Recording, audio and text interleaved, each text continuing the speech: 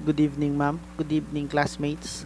My topic report is all about literary theories and modern criticism, school of thoughts, structuralism. I am Adrian A. Medrano, your reporter for tonight. So let's proceed to my topic. So let's proceed to my learning objectives. At the end of this discussion, the students should be able to know the brief history about structuralism, the meaning of structuralism in literature, and know what is the main idea of structuralism in literature.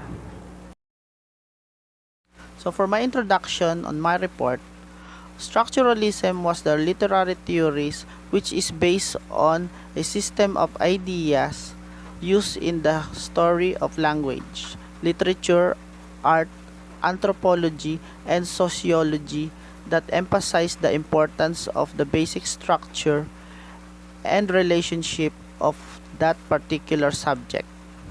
It is primarily concerned with understanding how language works as a system of meaning production.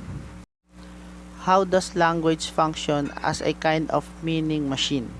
It is a 20th century intellectual approach. Ferdinand de Saussure was the founder of structuralism. According to de Saussure, every language has different signs, and these signs are composite of signifier and signified. These signs give the meaning to the text. We cannot study text in isolation. He gave the concept of language and parole.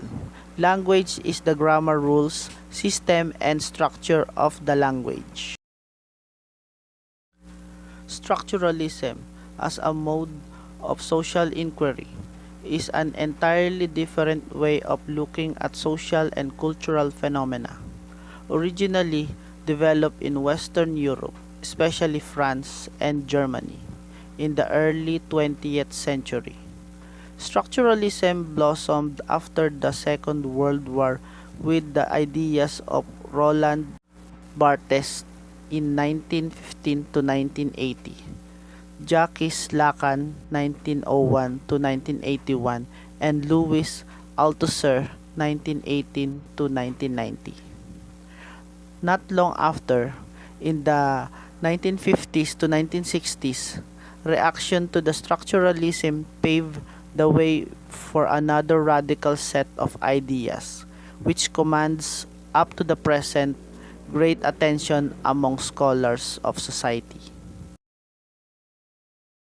Structuralism is inspired by the ideas of Émile Durkheim and Ferdinand de Saussure, who were contemporary thinkers of the early 20th century in Europe.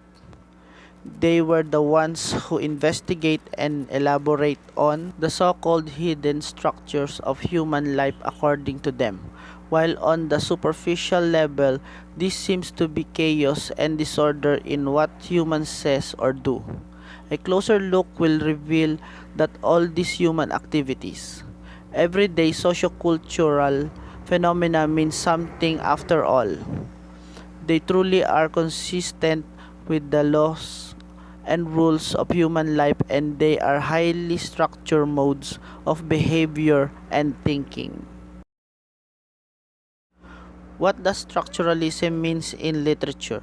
Structuralism is a method of interpreting and analyzing such things as language, literature, and society, which focuses on constructing ideas and elements of structure and attempts to show how they relate to the whole structure.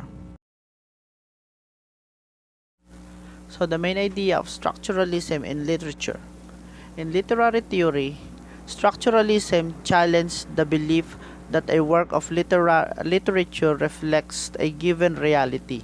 Instead, a text was constituted of linguistic conventions and situated among other texts.